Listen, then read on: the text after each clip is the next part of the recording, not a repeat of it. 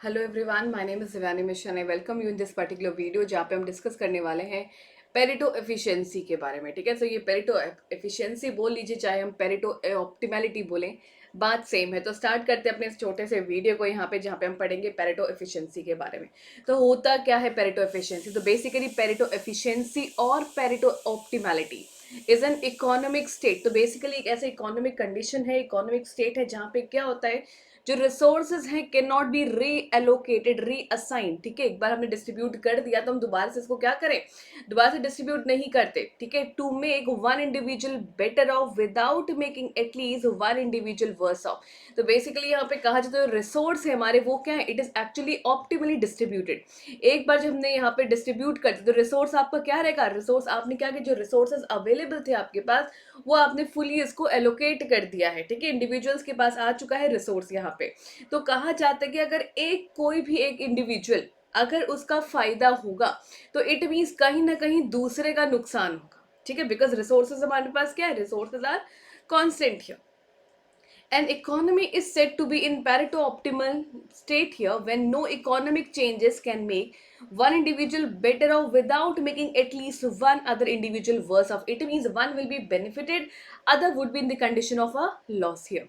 ठीक है, समझते हैं इसके एक छोटे से एग्जाम्पल से यहाँ पे। लेट्स से हमारे पास ₹100 है। ठीक है, we have got ₹100 and we have to divide this ₹100 into 4 individuals.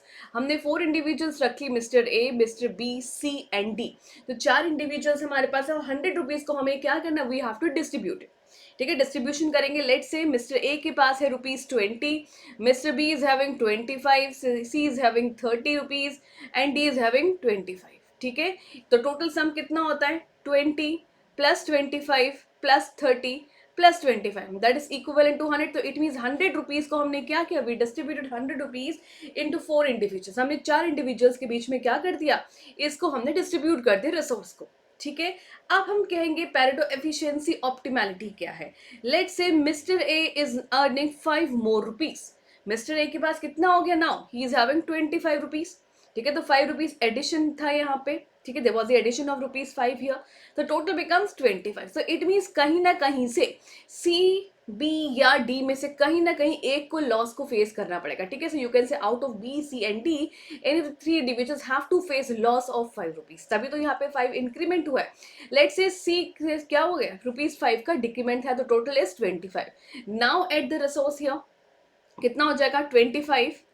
ठीक है, these all are in you can say money here, then this is 25 here, this is 25 and last भी क्या था, 25। ठीक है, बिकॉज यहाँ पे अब सी का क्या था, इनिशियली इट वाज 30, 5 यहाँ से डिडक्ट हुआ है क्योंकि 5 कहाँ चला गया, 5 ए के पास गया है ये अमाउंट। तो इट मीन टोटल कितना रहा, total amount remains the same, that is ₹100।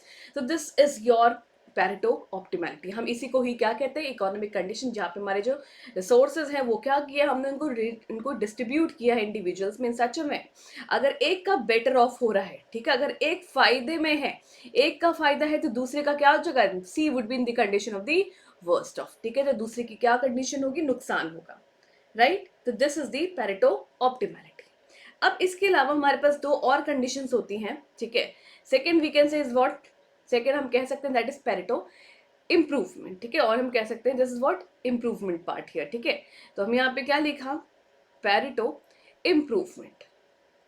ये इम्प्रूवमेंट की क्या कंडीशन होती है, लेट्स से ₹100 है स्टिल। ठीक है, वही एग्जाम्पल हम यहाँ पे कंसिडर करेंगे। So this is A, this is B, this is C and this is D here. ठीक है, सो रुपीज यहाँ पे मान लेते 20 इज हियर।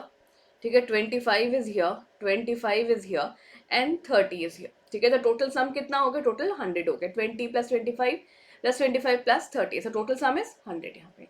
जब हम बात करते हैं इम्प्रूवमेंट की, ठीक है, whenever we are talking about the term improvement it means any one of these individuals out of 4 individuals, इनमें से कोई एक क्या होगा, इन दी कंडीशन ऑफ बेटर ऑफ। तो लेट्स से जो मिस्टर बी है, he is in the condition of better of, इनका फायदा हो गया यहाँ पे, तो टोटल कितना हो गया 30 रुपीज। बट बाकी के जितने भी इंडिविजुअल्स हैं, ठीक है, individuals you can say like A C and D, इनका नुकसान नहीं हुआ है।